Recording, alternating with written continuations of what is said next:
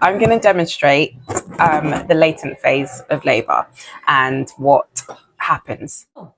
So the latent, yes, and you can look there. Yes, so this is your womb. It's not to scale.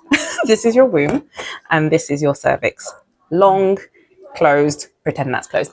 Long, closed, and usually tilted backwards. So that's what the natural state of your uterus and your cervix. First starting stage is called the latent phase, and that is between your cervix being closed up to about 3 to 4 centimeters, and that's when we start to class it as established labor. Established labor is 4 centimeters onwards with regular contractions coming and cervical changes that are associated.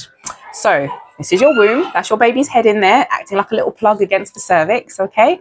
And what the best way is for your baby's head to be very well applied. So things that you can do to help your baby's head get applied is, you know, nice squats, gentle squats. You don't want to put too much pressure and strain anything before labor. So like gentle squats, low positions, rocking on your ball as well helps the baby's head to descend. So all these are really good sort of early stage of labor things that you can do, right? So your baby's head's in there. Can you see it? It's baby's head acting like a plug. And this is your cervix. Okay, so what happens is contractions basically is your womb squeezing and relaxing. Squeezing and relaxing. Contractions usually will last 30 to 40 seconds. And when it's really regular, it's every sort of 2 to 3 minutes. But that latent phase, it can be every it can be really sporadic. It can be every 10 minutes, it can be every half an hour as it builds up. So it usually builds up and you get nice regular contractions. But what happens is contractions squeeze your womb and then it relaxes. And it squeezes your womb and relaxes. And what you can see there is that cervix starts to get shorter. So the cervix has to get shorter, softer, and move forward as well as dilate. So dilating is like the last bit, really.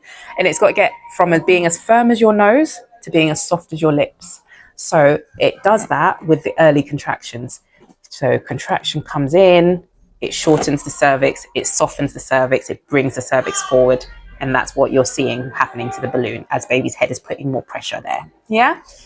As it keeps going, that cervix continues to shorten as contractions do that. Relax, contract, relax, contract, relax. Can you see that? So the cervix is now really getting more effaced. And effacement is when basically it starts to thin out. As it gets shorter, it also gets thinner. Yeah? So as you can see, starting to get thinner. You're starting to be able to, when we examine, we can feel baby's head in there and we can feel those changes to your cervix. Okay, so then it continues shorter and shorter, effacing, getting softer. Yeah, and we might examine you. If you're at home doing this naturally, then actually no one's really going to be feeling that until you come to the hospital to see the midwives. So it may be that the first examination is like this, or it could be that you're already 4 centimeters and it's all effaced and it's all changed and it's all right at the front. But these early stages of labor, that latent phase, that's what's happening. So all those contractions that you're, feeling where you're able to carry on with your normal day-to-day tasks, you're kind of like, oh, I'll just make myself some dinner, I'll have a nice warm bath, I'll have to take some paracetamol because it's a bit uncomfortable, but I'm coping. Like that's the changes that are happening. So then what we tend to get as things ramp up and get more intense, you really start to get effaced. And that is the cervix completely thins out and starts to dilate more and more. Yeah, so contraction comes. Yeah, that's a fully you see that? So that's a fully effaced cervix there. So when we're examining that, we're like, oh, it's flat against the baby's head. Nice and flat. All of that length of cervix has gone. And usually by this point, the cervix is probably coming forward.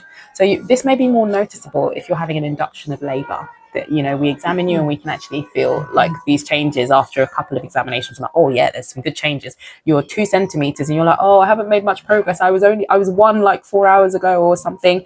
And you're like, no, but we know that it's changed because it's actually thinned out a lot. It's got shorter, it's got softer, it's come forward, and you're 2 centimeters. So it's a lot of work your body is doing behind the scenes. So don't ever shortchange yourself and say you're not doing well, because you are. Yeah. So that continues. And then you start to see more dilation now. Because actually what's happening is that the cervix is thinned out and all it's got to do now is dilate. Okay, so these changes that you see, that's what's happening.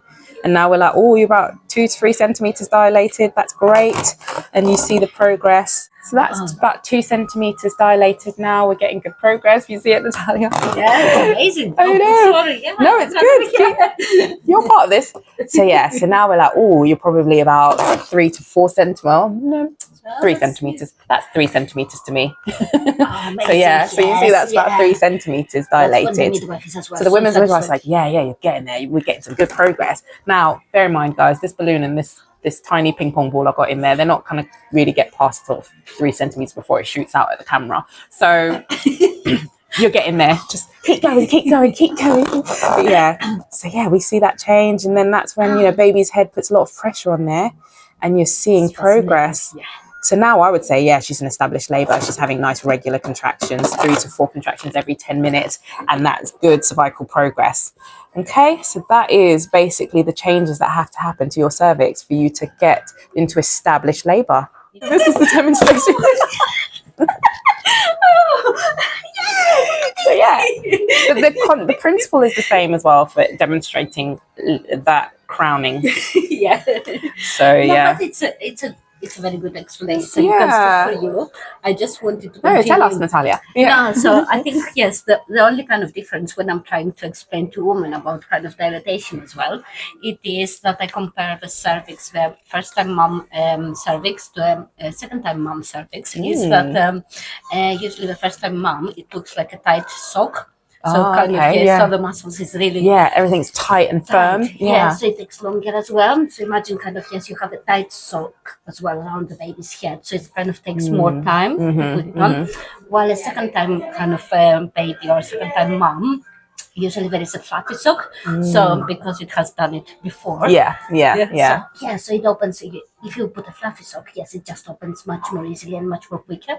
And that's the difference as well in kind of length of dilatation. Yeah.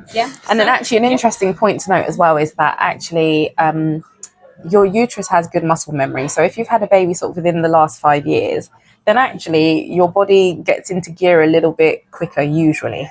I can't say for certain for everyone, but actually, if you've had a baby a couple of years ago, muscle memory is there. So that latent phase may be shorter for you in subsequent pregnancies because your body is like, oh, we know what to do now. We've done this before. And actually that latent phase may be a bit shorter and your established labour tends to be a little bit shorter as well. But that depends on how long it's been and how well you laboured in the previous pregnancy as well. Did you need the hormone drip to keep the contractions coming? Did they phase away? Or, was baby's head well applied? And that can actually impact on how, the response of your body, because contraction is all about as your womb tightens at the top and puts pressure on baby's head pressing against the cervix helps to dilate it. So if your baby's not quite well applied against the cervix, then sometimes that can slow things down as well, which is why I mentioned about doing squats, being on your bouncing ball, being upright, walking, rocking, just your labor dance, like really get into your labor dance and just feel the whole kind of essence of woman, because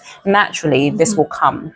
And even if you have an epidural, actually you can still be upright. Once you've got a nice good block and you're feeling more comfortable with the pain relief, then you can sort of sit upright in the bed, have a nap if you need to, because if you've been at it for a while, it's okay to rest. But once you're feeling a little bit rested, you're feeling a bit hydrated and well watered and fed, then try and get into upright positions. If your block is, if you can lift up your legs, then go on all fours and move around every, half an hour to an hour, so that your body is trying to help the baby rotate into the positions that it needs to for the labor process to be as efficient as possible. Yeah, and that's another topic. Yes. And that's another topic for another day. Okay, see you. Bye, Natalia. And bye.